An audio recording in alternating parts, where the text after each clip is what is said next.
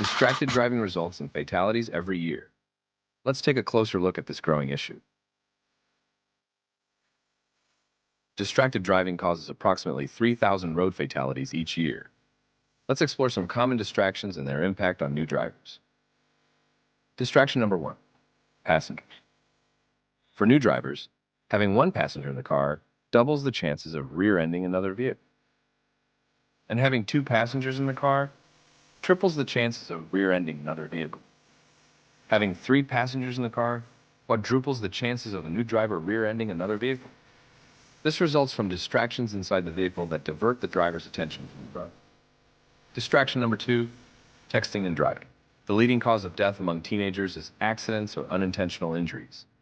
Texting while driving diverts your attention for about 5 seconds and is 6 times more likely to cause a car accident than drunk driving. Establish ground rules today regarding a zero-tolerance policy for cell phone use while driving. Other common distractions include using in-car screens and controls, eating and drinking, and applying makeup or cosmetics.